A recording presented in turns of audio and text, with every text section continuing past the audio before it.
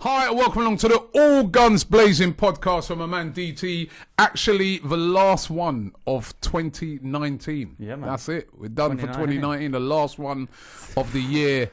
Jesus. And it's been quite an eventful year. Yeah. It's been quite an eventful year. We'll touch on that later, actually. But, of course, we're in the midst of a very, very busy Christmas period. And we have to today start off by talking about the new era that is here at Arsenal, which is the Mikel Arteta era, which got underway against Bournemouth. Didn't go strictly to plan because it wasn't 3 points. 1-1 in the end. And, you know, half decent start for Mikel Arteta, and then it's going to get even harder soon. And we're going to touch on that as well because we've got Chelsea and we've got Manchester United coming up. Kind of reminds me of Emery when he first started. He started off with Man City and Chelsea. Remember that? Yeah, right. The very first games of the season. And this is another hard start because we're Bournemouth away, who beat Chelsea, and then Chelsea and Manchester United, two teams that, you know, Chelsea, all right, I know they got beat. Surprise defeat by Southampton, but on the road they've been brilliant. They destroyed Tottenham the other day, and Man United, who've hit a rich vein of form, although they got beat recently by Watford. So very intriguing. But Arteta, what was his start like? The only thing we didn't do was get 3 points. I said that. I think everything else went to plan. I think he actually surprised quite a few of us. Some of the way that we played. Yes, it was Bournemouth, and they were having a bit of an injury crisis, and they're not as strong as they could have been. But like you said, they did have two of their main guns back in Callum Wilson and but they Josh have beaten, King. Like you said, recently, and it was our attack that let us down, surprisingly, because our attack's normally what gets us out of jail. So I felt that the commitment was there, the work rate, the desire, everything that we asked for, you know. And you look at it, and I don't think it was just because it was Arteta's first game. We came out of the stadium and, you know, there was no boos, there was fans applauding, because they could see that the players gave everything. They literally left everything on the pitch. You know, even Mesut Ozil, when he went off with 15 minutes to go, you knew that he gave everything for 75. He had left everything on the pitch and he was worn out by that point. And as a fan, you don't. And he ran off. Yeah, he ran off. He ran off. I mean. He didn't throw no gloves around. And the weird thing as well is that we had an injury when he got substituted. So he didn't have to actually run off. He could have just strolled off like he normally does. But he actually ran off. I just see little things that you can tell they've been working on. What little things? Positioning. I think that there was one moment where we played out from the back in the first half, and within the space of 3 passes, we were at the edge of their box. And when you watch that back, it's about their positioning, because the ball started at Leno, it went out to the right back, it was Maitland-Niles, and normally what will happen is it will go back to Leno. He will be under pressure and he'll go left towards whoever's on the left back at the time, and then we get compacted in. Like what happened to us with the goal we conceded. We got compacted in. Well, that's what I'm about to say. I mean, but that one, we also got conceded a goal from trying to play it out from the back. But it's a process, and we've got to get used to it, and this is how it's going to happen. But it's about doing it at the right times. That one, like I said, it went out to Maitland-Niles. It came back to Leno, and then what I watched was the position of Torreira and the way he moved himself across. So instead of standing and waiting for the ball like they normally do, his position just changed, and it opened up everything. One touch, pass, and we was at their back 4. So it's just little tweaks like that, positioning. And we've seen all the videos this week of where they're working with the players about positioning and to stop flicks and all these little things that are not working. And it's going to take time, but when you look at it, it's promising. Yeah, I mean, there was 17 shots in the game, and I mean we've been going to games all year, and there's been games where we literally had like a couple of shots. Like how many did Bournemouth in the game? I think Bournemouth do they have about? I can't remember how many. It's about 7 or 8 or something. But less than us. And we've been going into games recently where the teams... Yeah, I mean, we've been at home. And teams have been having 20 shots and we've been having like 10. And we've been having games where we've had no shots or, ridiculous stats like that. So you're right. There was a lot more attacking intent. We should have scored more goals. Yeah. I mean, Willock should have done better right at the end. Should have laid it off. Lacazette possibly should have done better with his. I mean, it was a great recovering tackle by the defender, but you'd expect Lacazette. He had chances in the first half as well. One-on-one. He wasn't as sharp as yesterday. No. But again, it was that man, Aubameyang, right? Yeah, I mean, how important is it that Arteta makes that one of his priorities to try and hold on to him? Or are you of the mindset where some fans are that we should maybe cash in on him? Do you know what it is? Because there are a lot of fans saying, look at his age, let's cash in on him. We've been linked to a lot of strikers. We've been linked to but the big Dembele issue, at Lyon. For me, the issue is not strikers. The issue is not a striker. Right now, the priority is other areas. So why are you trying to fiddle with things that don't need fiddling with? Yes, I understand that his age. Yes, I understand that he's got a year and a bit left on his contract. But at the end of the day, because of the age he is, you could probably get away with running it down because he's in his 30s now. So, if you look at his goal... But if you run it down, you're going to lose. Well, remember the money we paid for him. We paid a lot of money for him. But given his age as well, how much would you realistically get for someone that age? I think if I was selling Aubameyang, it's got to be about 50 million. He was the guy he won the golden boot last year. What I'll say, and also what I would say is if you look at some of the strikers around at the moment, the very best strikers around, most of them are in their 30s. Aguero's 30, right? And you heard Pep saying that he's invaluable, right? But he's in his 30s. You see how they miss him when he's not playing. Lewandowski at Bayern Munich, who's tearing up all the goal scoring stats, is in his 30s. Ronaldo is in his 30s. Messi's in his 30s. I'm just I think we got to start looking at players because I think we're brainwashed with that Arsene Wenger thing, where remember when a player got to 30, he was almost like, mate, you're retired now, right? And I think that we've become a bit brainwashed with that. I think that if a player is 30, but he's still as fit as a fiddle, I mean, how many times has Aubameyang been injured? He's hardly ever injured. He's super duper fit. He's the quickest guy in the club, one of the quickest guys in the Premier League. For me, I just look at it and say, give the guy a new contract. You know what I mean? Unless... Well, we're trying to. Yeah, you know what I mean? But I hear a lot of fans saying that they'd be, get rid of Aubameyang. And then the other thing as well, this is my personal opinion again now, I hear everybody saying, he has to play through the middle. Why? Last season, he played out wide for a lot of the time, and he still scored goals. Yesterday, he was playing out wide in that game against Bournemouth. He scored.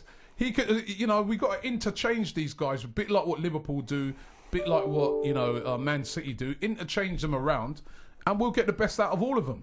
And that's going to be the job of Arteta, isn't it? Yeah, it is. The thing I would say with Aubameyang though is that where are you going to replace his goals? Well, that's what I'm saying. It's easy to say cash in, but I think the problem with Arsenal over the years is that we're always cashing in. Yeah, I know what you mean. And never replacing it with the right... You know what I mean? It's all right, you can cash in Aubameyang as long as you bring in someone who's going to do what he does. Aubameyang's got the quickest goal ratio in the history of Arsenal strikers. So why are we even thinking about... No, not me. I'm not saying you, and I'm not even saying that Arsenal at the moment are looking to do that, but there's a lot of fans I speak to who'd be like, yeah, cash in. I'm always baffled by it because to me... Toxic attitude. I just don't... Don't start with that. But for me, right, I just don't get it. I'm just like, it doesn't matter that he's 30. He's a young 30. You can get what you call a young 30. You can get an old 25. You know what I mean? So I think he's a young 30.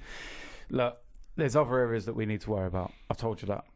There's other areas, most notably centre-back.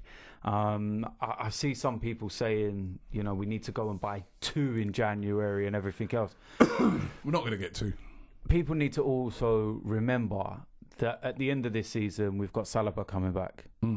Right, so there's one already. So we're not going to go and buy 2. all right, we need to go and get one, and we need to get a big name, like a big player. I've been shouting Upamecano's name from before the season. We've been getting linked with Koulibaly as well. Him. If Koulibaly happened, no, you know what? I'm not going to say nothing because it'll come back and bite me. And just, do you know what I mean? I was about to say I would like run down the street with no clothes on or something. It's like, no, Koulibaly would just be... He's been linked, hasn't he? Although I can't, we're not in the Champions League. How are we going to get a Koulibaly to come? Well, there you go. But, in a week's time, you're going to be sitting here with a different background. Hi, and welcome to Transfer Daily. Listen, we're linked. We're already being linked with Koulibaly. We've been linked with Upamecano. We've been linked with all these guys. Very difficult to pull those sort of signings off in January. I mean, Koulibaly, for instance, right? That's going to be real tough. They're still in the Champions League. And it's over 100 million they're looking at. Yeah, and why would they... They're in the Champions League still. Why would he come? The thing is with Upamecano is that he's at a young age. Watch him in the Bundesliga. You're not going to get him in January. I don't think we will now because Leipzig they're top of the league in the Bundesliga and they're in the Champions League. They've got a nice draw in the next round of the Champions League against Spurs.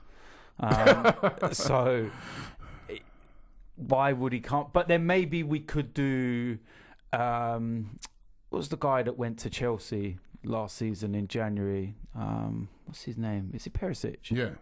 Not Perisic. Not Perisic. I know you're talking the American. Yeah, from Dortmund, wasn't it? Where they basically signed him and then said, you stay for the rest of the year. I actually wouldn't mind that if that was our only option. I know we need something now, but part of me is kind of writing this season off. Do you know the thing is, right? I look on it and I say to myself, those signings that you're talking about, so I think there's two obvious ones. Centre-back, obviously. We need a centre-back, right? We possibly need a right-back as well, because we don't know what's happening with Bellerin, and also Maitland-Niles not really a right-back, innit? He's playing out of position. I'll tell you, did you notice something yesterday? He played well yesterday. No, but did you notice? The time before. Did you notice what they've done? There's a slight tweak to the right-back position where we kind of play a false right-back, and they drift more across to act as a third defensive midfielder. And it's very similar to the way that Guardiola deployed Kimmich and Kyle Walker. Very, very similar. I also noticed yesterday as well that Granit Xhaka was filling in as almost like a third centre-back when Saka got forward as well, which is something I haven't seen. That was very good. But going back to it, two positions. So centre-back, we know we need a centre-back, and guys like Mustafi that could be going out in January, we don't know. And we don't know what's happening with Xhaka now. Will Xhaka stay now that it's Arteta? Arteta said a clean slate for everybody. He had his problems with the fans, but it looks like that's sort of gone a bit now, and the fans have given him a clean slate, and maybe he might be able to stay in there and improve under Arteta. Or lots of rumours is that he's going to go. Even there's a rumour, his agent apparently. There's a rumour from his agent saying that he's going to her for Berlin, right? So if Xhaka goes, we're going to need like a player in that position, sort of defensive midfielder type position as well. So I think though, the mistake that we've made in the past, right, is the type of player. Now, I think the two types of players we need are leaders. They've got to be leaders on the pitch. That centre-back, for me, has to have some sort of leadership qualities, right? And that's where I say, all right, you say Upamecano, but he's a kid, right? He don't play like a kid. There's a reason why they're top of the Bundesliga. Yeah, I've seen him play, and he's excellent, but he's a youngster. So is Saliba or Saliba, whichever way you want to pronounce it. He's a kid as well, right? Yeah, so much him. So and then if Xhaka goes, I think you need a leader. We lack leaders in that team. But you say, and I want to see if we're buying a centre back. I just get the feeling that maybe that centre back needs to be a very experienced centre back who's a leader, who's got a very winning mentality. You know what I mean? That's the only thing. I mean, Koulibaly would be perfect. Yeah, you say that, but what I will say is that age is nothing but a number. in terms of like with the leadership side of things. How old was Patrick Vieira? Leader. How old was Tony Adams when he took over captaincy at Arsenal? True. Leader. What about then at a centre back position? What about going with for an English player, somebody like a Lewis Dunk, who's been suggested a few times? I mentioned his name leader in the summer, and everyone laughed at me. Knows the Premier League, strong. Everyone laughed when I mentioned his name because I'd done them videos before the season started on my channel saying about potential summer signings and whatnot. And when I mentioned his name, I got called every name under the sun. Now everyone's talking about him. Well, remember when we spoke about Johnny Evans, everybody, and he's gone on. And again, leader. Yeah. A leader at the back. Do you know what it is? And sometimes when you've got a leader at the back, they make other defenders. I keep going back to Liverpool, and you see what they bought there. Do you know what? I mean, I know they paid a lot of money for him, but that guy's been the difference in their defence. Oh, massively. Because what he does as well, he's such a leader that he makes every other defender look better as well because they all work with him. Yeah, everyone ticks. But right. I just, what I'm looking at is that if we got Upamecano, him and Saliba, for me, are going to be the French centre-back pairing for the next 10 years or so. They are that good. They're going to be unbelievable together. And I feel that we could get them two in. We would have two unbelievable centre-backs. And I know they're young. I know what your reservations are, Robbie, but I genuinely, don't get me wrong, I'm not an expert on the Bundesliga. I do watch it, but not religiously or anything, but I do speak to people that are connected to the Bundesliga. That's their league. And fans that we've got to meet over our times, and Dortmund and other places and everything else. And he is a leader. He's an unbelievable player. Saliba, look how important he is when he's playing. And then he's had a few little niggling injuries this season where he's had to miss a few weeks. Look at the difference in their performances without him, and then look at their performances when he comes back in. He don't look like what is he, 19? He don't play like it. Anyone who watches him, he's not just built. Yeah, but you're going to be coming into the Premier League. Yeah, I know that. And the Premier League is you know what? I saw Troy Deeney the other day, and we were chatting. He was on the train, right?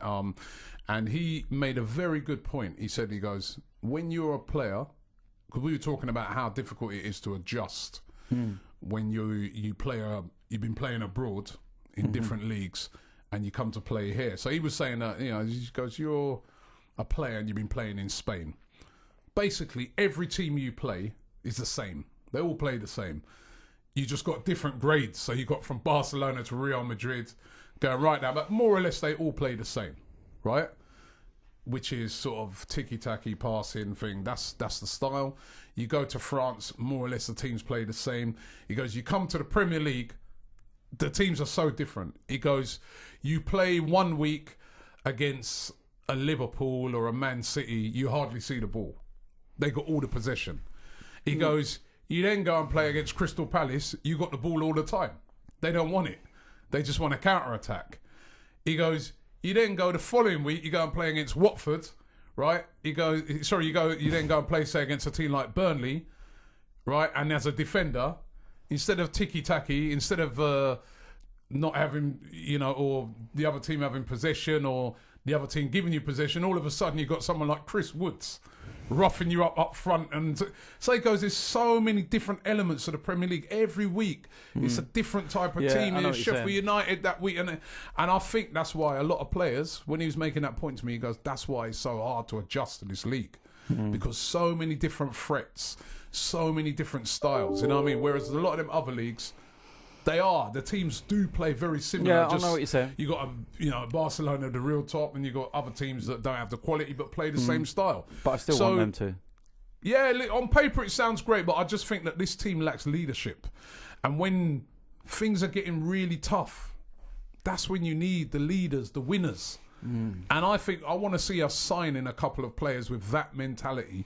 It would so be that nice. we could get us through the hard times, because you look at the team at the moment, the quality's there. It's lacking in some areas, but in a lot of areas it's there. But that thing that we really miss is those leaders on the pitch. But are we going to go and get one?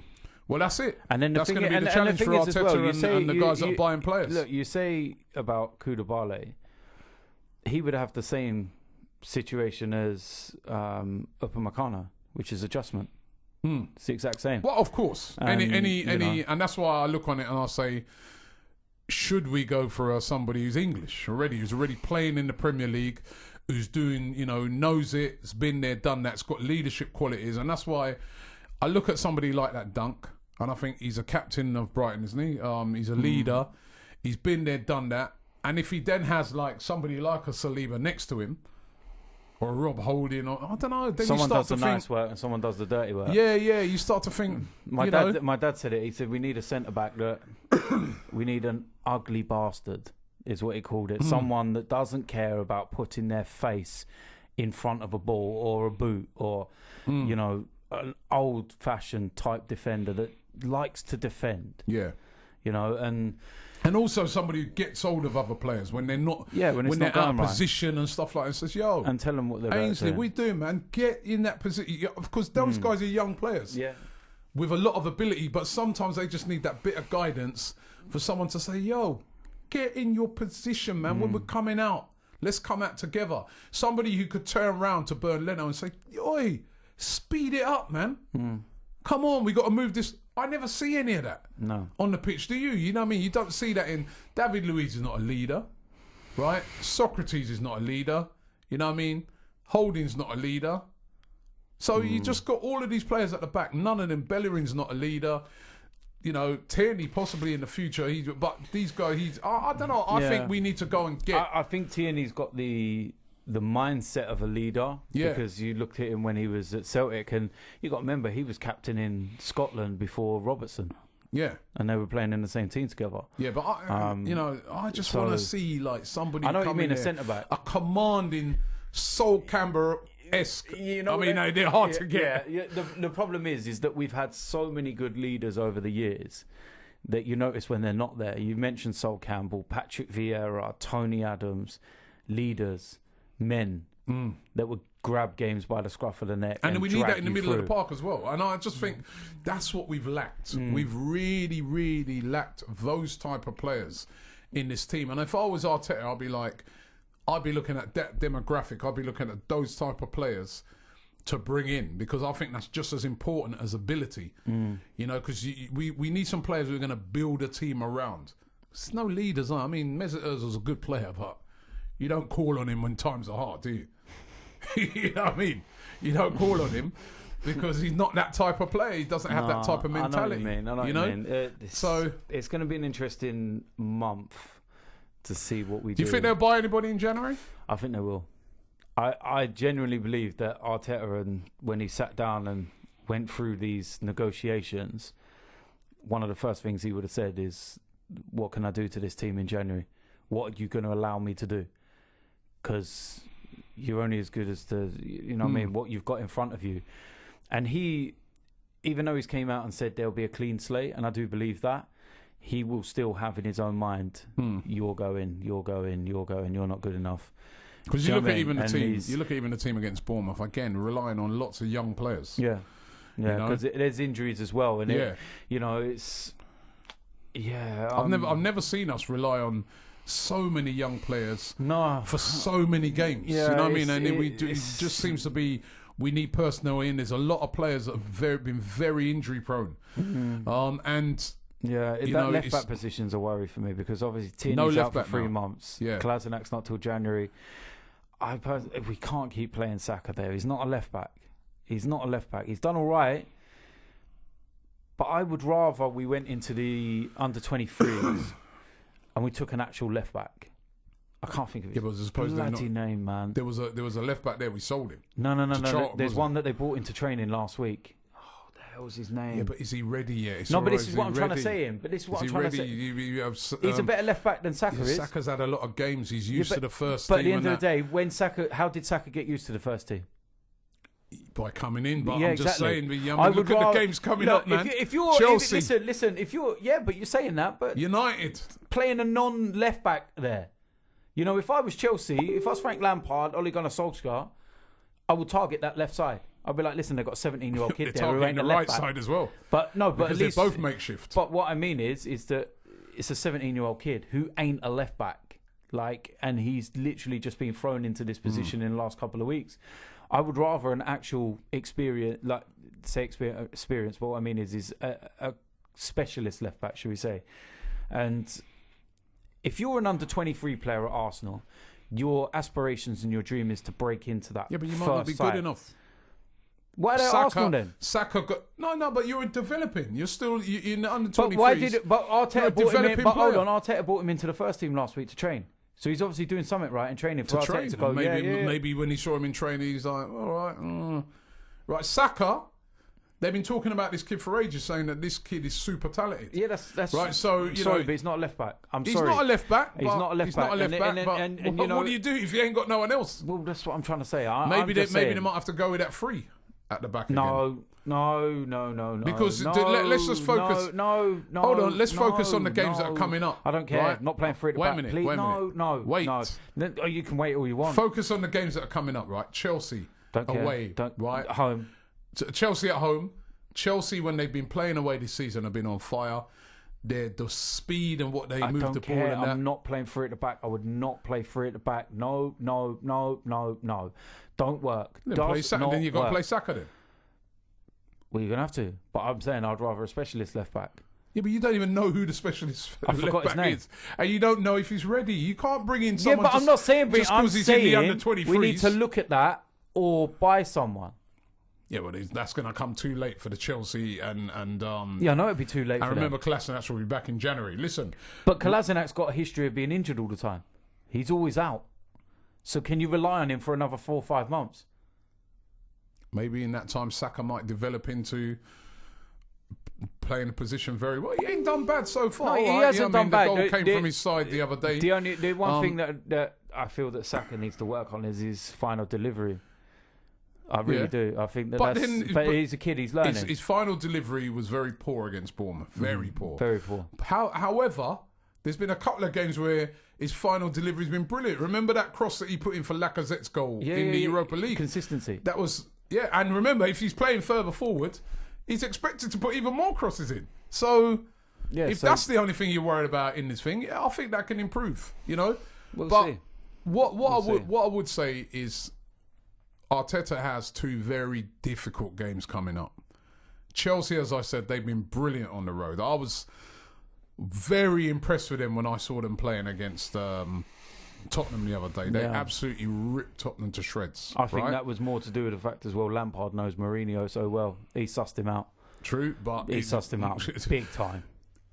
Because leading up to the Spurs game, Chelsea have been dreadful. And then they went into the Spurs game. Not on the road. Leading up to the Spurs game, Chelsea have been losing games, even away from home. They haven't been great.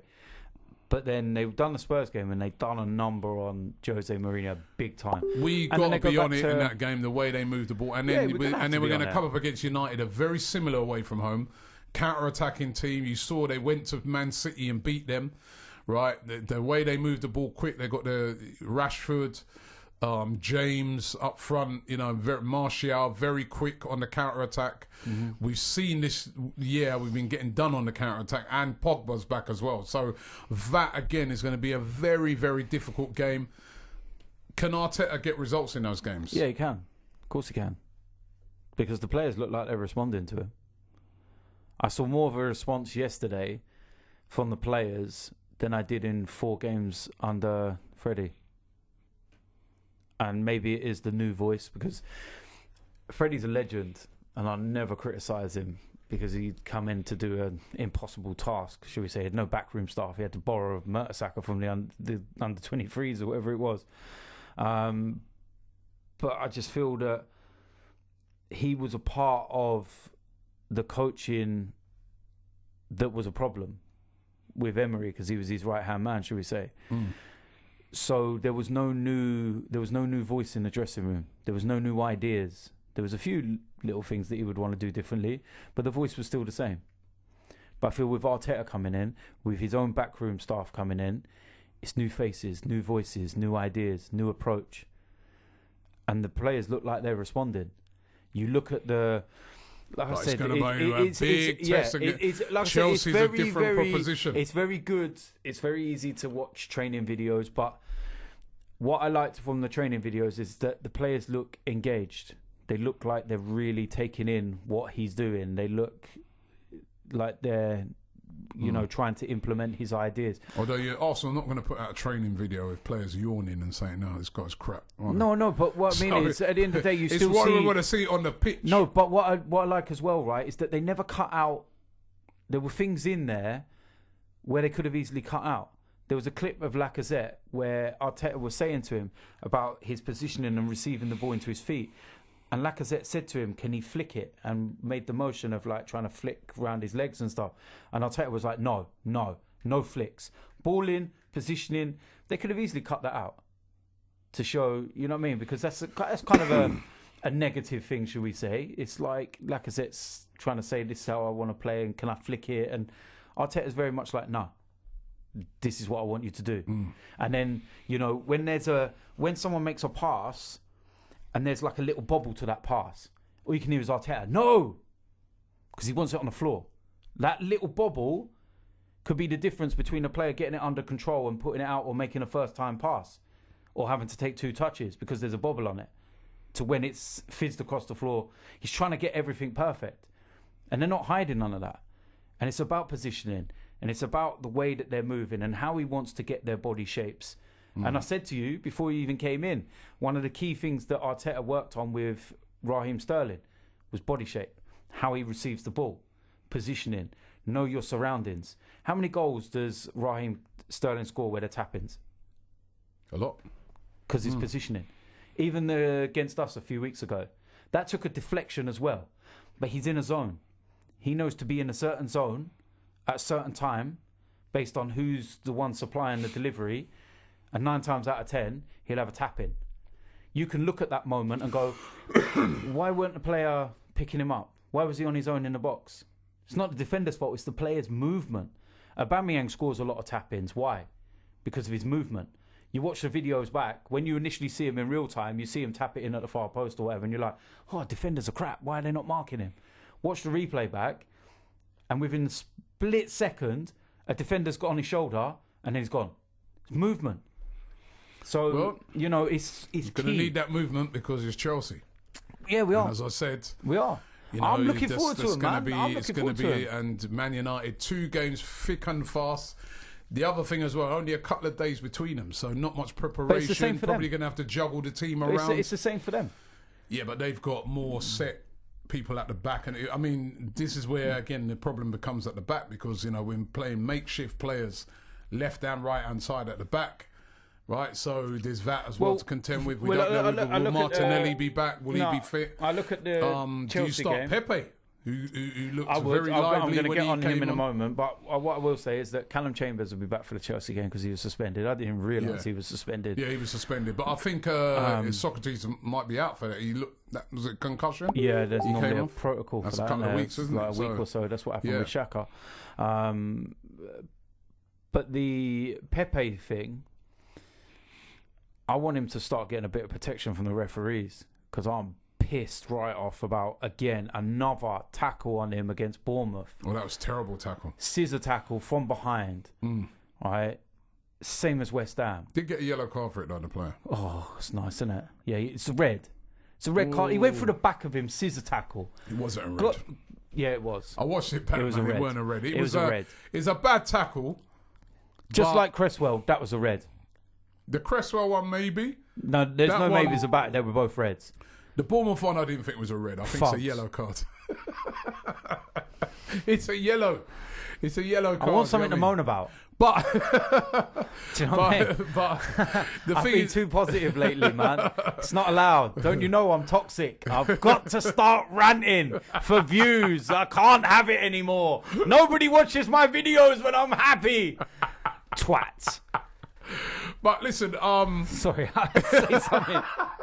But you're right about Pepe, but you know what? He's so tricky. Yeah, he looked so lively when he come on against Bournemouth. And then once he got that tackle, it kind of stopped him. Yeah.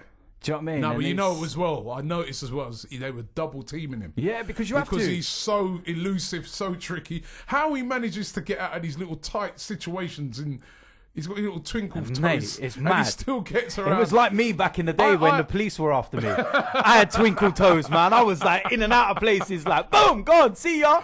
They ain't catching me. He's so exciting to watch, man. And I really, again, this is what I want to see Arteta do: get him playing, get those three playing up front. But like I said to you, the way that Arteta worked with Sterling, and it's not me just saying this. Everyone at Man City has said it. Even Guardiola has said Arteta is responsible or a major contributing factor to the way that Sterling is playing right now. And he's worked with him specifically and behind closed doors and everything else. And that gives you that kind of like, God, if he can get Pepe, you know what I mean, get in like that and get him adapted to the Premier League. And because I have started to see over recent weeks, Pepe's starting to get a bit more used to the Premier League now. You can see he's starting to understand the pace of it. And some of these tackles as well, he's now realising, okay, and he's going to learn that side of it now as well so that he can avoid those tackles. You know, because a lot of these experienced players, like, again, we'll go back to Sterling, but he's a winger. He doesn't get clattered as much now, because he knows what's coming and he knows where to be and when not to be. He's also got a bit stronger. Yeah, so I think Pepe needs to do that as well, a bit more strength. You know what I mean? So they're all little. So I'm saying about the Premier League. That's what it's the same thing as I said. Dini was saying, and all them different type of players you come up against. So it is tough. That's what Pepe is learning right now. That's what he's going through. I mean, that adjustment. It's tough. You know? It's tough, but at the end of the day, I think we got the basis there. I feel that I'm excited and I'm intrigued as to seeing what we're going to do in January. I am intrigued by that. I don't think we're going to get rid of a lot of players, if I'm being honest, because I feel that it's just that time of the month where it's difficult. Do we bite the bullet with some of them and just get them off the wage bill? The likes of Mustafi and people like that who are surplus to requirements, we're not going to use them, and it's very rare that we will. But yeah, the game's coming up. Chelsea. You think we'll win that? Yeah. Oh, he's confident. Yeah. Why not? No, why not? I am confident. Are you going to air this video, though? Of course we're going to air this video. Should I do two takes? Should I do a negative side of me and you decide which one to chop in? So you think we'll beat Chelsea? Yeah, and I think we'll beat Man United. So you think 6 points from those two games? I'm confident going into it. Why should I not be confident? At the end of the day, right? There's a lot of reasons not to be confident. There is a lot of reasons. You have a look at our home but form there is this a lot season. of reasons. But at the same time, look, let's get behind the team, man. Let's get behind the players. Of course we're behind the team, but I'm just trying to objectively look at it. Because we're coming up against two of the best teams away. You know, we are United, that counter-attacking performance that they gave against City, right? They're not going to play like how they did against Watford. They're going to be up for this game. Let's be confident going into Chelsea. This game. I am. I'm really confident. I'm confident I think with the change of manager, the crowd are going to be really up for it. Yeah, remember, it's going to be their first the thing as well. It's the first game at the Emirates. I think the players are going to give absolutely everything. Because look at the way they gave them everything at Bournemouth. I think it's vital that we get off to a good start in those games, that the tempo is high, that we're moving that ball quickly and the crowd is really behind it. And then I think if we do that, we can get something out against Chelsea. But we've got to stop them from playing as well. The way in which I saw them play against Tottenham, the way they move the ball quickly, we've got to defend well. Yeah, of course. Because they can hurt you. They've got physicality, Tammy Abraham up front, Mount, Willian, these guys all moving the ball very quickly, and they've got a good squad as well. So that's going to be a tough game. And then the United game now, I think that could be even tougher, because I think that, you know, with Pogba back in, with their ability on the counter-attack, that makes them a very, very difficult team to play when you're playing them away from home. They're winnable games because neither of them are consistent. You know what I mean? You saw both of them. Look at their, Chelsea smashed up Spurs and immediately lose at home to Southampton, and convincingly as well. I mean, Southampton at times were tearing them apart. Yeah. And then you got United lose to Watford, look dreadful, and then go and destroy Newcastle. So it's really hard to call, but I don't know. You know what? It could be the making of Arteta these games. Because if he wins these two games coming up, he's going to have fans absolutely buzzing behind him. And then he'll go into January full of confidence. So it will be huge. This Chelsea one's the important one for me. This is the Chelsea one is massive. They're both massive. They are, but that's They're the both first. massive. That's the first. And you got to take them one at a time because it's it's such a difficult start for him. Given Such the a fact that difficult we start drew for him. against Bournemouth, also means that it's important to get 3 points. Yeah, and that's the thing as well. We've got to remember we're 11th in the table, and let's also we've got to start getting wins together. Let's also remember that our recent records against these sides at the Emirates in the league is actually not bad. We need to rediscover because we haven't lost to United for a couple of seasons at home in the league before or Chelsea. Yeah. So what I mean is that we never ever used to worry about who we played at the Emirates. Yeah. We were always going into that with a sense of, we're playing Liverpool today, but you know what? We're They're coming all to our right. place. Yeah, we're playing to Man City. Yeah, you know what? They're coming to our ground. But now we could have. You know what? It's United. But we could have like Brighton come to our place and we're shitting ourselves. We can have all the lower teams and we're panicking, and we need to bring that air of invincibility back at the Emirates, because last season, even under Emery, we had the third best home record in the Premier League, behind Man City and Liverpool.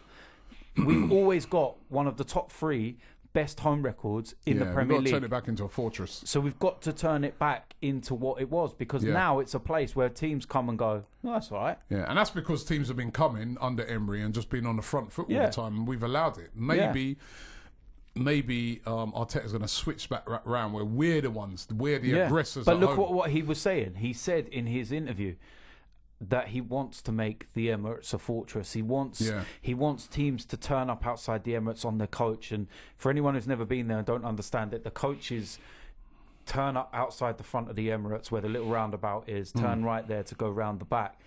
And you've got the Emirates, and it's like on a hill, shall we say. It's like on a raised level. So it looks so big. And he wants rival team coaches to turn up and look at that and be like, oh, fucking hell. Got a task on our hands today. But a lot of players are turning up and they're like, what, Instagram? Let me take a picture. Hey, I'm at the Emirates today. It's all right. Light work. You know what I mean? It's like, that's what it feels like. You know what I mean? It's a big job for Mikel Arteta, but he can get off to an unbelievable start. I think if he gets 4 points from them 2 games, it would be a fantastic start. Fantastic, yeah. Let me just quickly, the year. Yeah. We're coming towards the end of the year. End of the decade, actually. Right? My God. Last show for the decade, last show for the year. First of all, let's just let me just ask you about the year. For this year, for Arsenal Football Club. Shit. Where would you... Okay. It's been shit. Let's make no bones about it. It's been hard, man. I'm going to use that old line, aren't I? I'm tired, Robbie. I'm tired. It has been a bad year for us, hasn't it? It's been so bad. I think that the first couple of months of the year weren't bad, and we were going in the right direction, and we was going towards a final. We were looking like we were going to finish top 3. Forget top 4, top 3. And then from about end of March, I'd say, after we come back from Dubai. That's it. It was straight after that Dubai thing, the team capitulated. Yes. And that was at the end of March where we went out to Dubai. Yep. I was chatting to Khalid the other day and I said the same thing. I said, it was as soon as we went away to Dubai, we played that one game over there. It was to have a break. Warm weather training. And the team came back after that and they just fell apart. Yeah. It was April. From April, we fell to pieces. So April, May... And then June, July was nice because Arsenal couldn't ruin my holidays. And then, of course, Baku capitulated there. Yeah, so we finished the season horribly. Baku again. But then another rise again, because I thought in the summer, after lots of negativity at first, because everybody thought that, the usual, because we were told there's only 20 million to spend and all that. And everyone was we went out and in a meltdown. And then we went and bought these players. And everybody was sort of up for it again. And then the season started. And got a win at Newcastle. Everyone was like, aye, won away from home as well. Was that a Geordie accent then? It weren't a Geordie accent. And then after that, we fell apart. Yeah, and fell apart. Culminating in, of course, the sacking of Unai Emery. And then Freddie came in, no bounce. Got that win at West Ham, but no bounce in reality.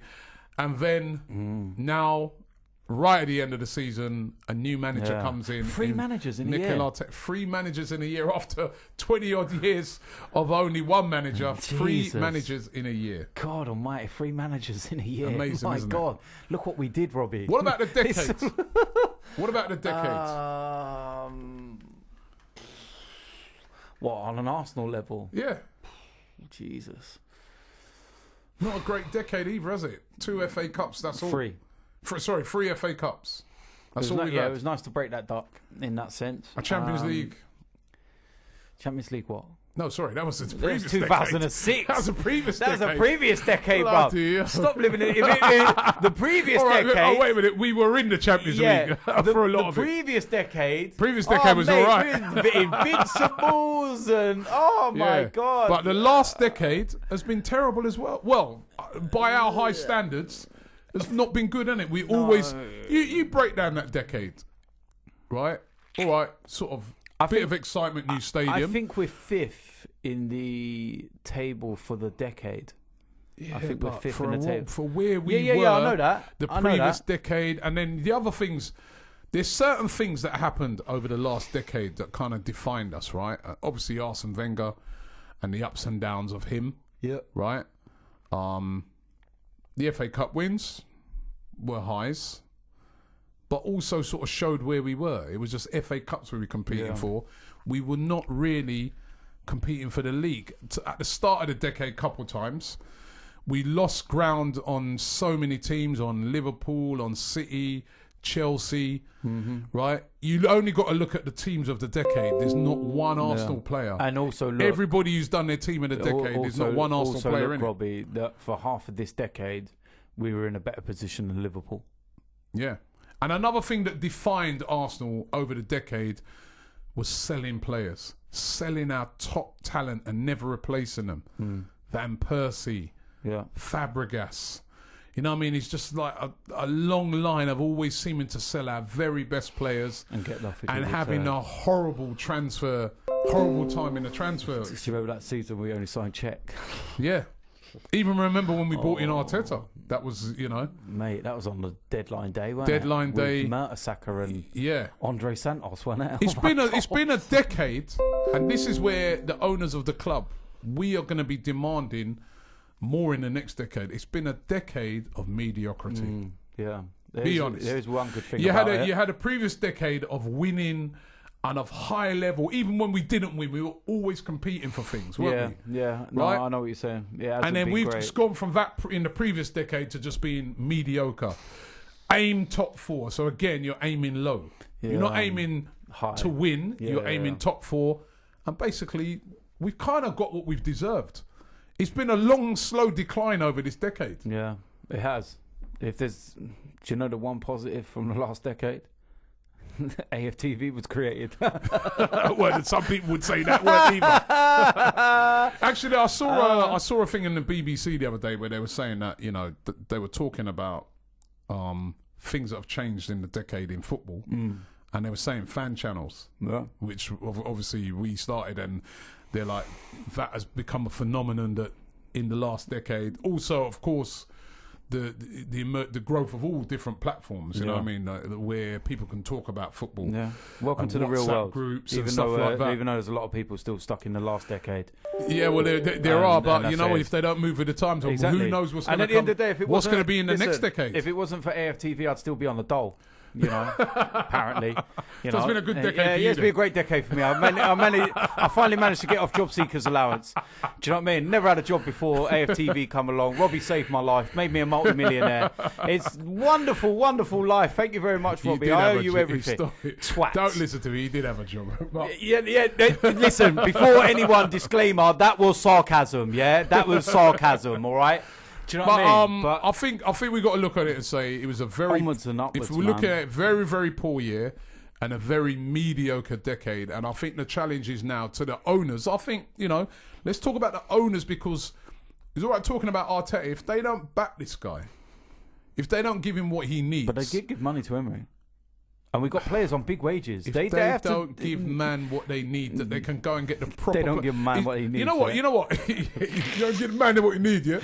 Yeah, you know the other thing is as well. It's not just about buying players. It's about keeping your best players. Yeah. So again, the Aubameyang thing for me is a test. We're running down to Aubameyang that thing's path. The Aubameyang thing is a test. Yeah. Look how we let Ramsey go. How good would we have been if we had Ramsey still here? You know what I mean? So I'm just saying. How's he doing at Juve? I haven't really taken He has much. had a lot of injury problems there. He's been doing all right, actually, when he played. But he has had injury problems. But I'm just saying that this is going to be a big test from this board. We're going to be looking at you this decade. What are you going to do to back Arteta? It's all right, we give Arteta time, but if he doesn't get the backing from them, he'll end up like Emery. Yeah. He has to have the backing. And also, we want to see that these guys are looking at the last decade, because they should do an appraisal of that last decade and say, oh, you know what? Not good enough. Not good enough. No. This decade, we're going for it. We want to be like what Liverpool are. Liverpool, like you said, for half of that decade, were dreadful. They were all over the place, unorganised, a mess. They got their act together. They got in a good manager. They backed the manager. They've had a long-term plan. And now, look, they are probably the best team in the world. Yeah. And if we're going to start competing with teams like that, we really got to get our act together over the next decade. Thanks for listening to the All Guns Blazing podcast. Thanks for everybody who's been listening throughout this year. You know what I mean? Yeah, I'm going to do that. It's been absolutely phenomenal. You know, the amount of views this show's got. We won an award as for the best podcast. It's been brilliant. Best football podcast. It's been absolutely brilliant, the support that this show gets. We're going to be back next year, bigger and better. More guests. This show is going to be is a huge part of what we do on AFTV. And we're going to continue and make it bigger and better. So thank you to everybody who's been listening and watching this throughout 2019. The links are in the description, so jump on those. We're available on all formats. And I want to wish everybody a very happy new year. And let's get a win against Chelsea and Man United.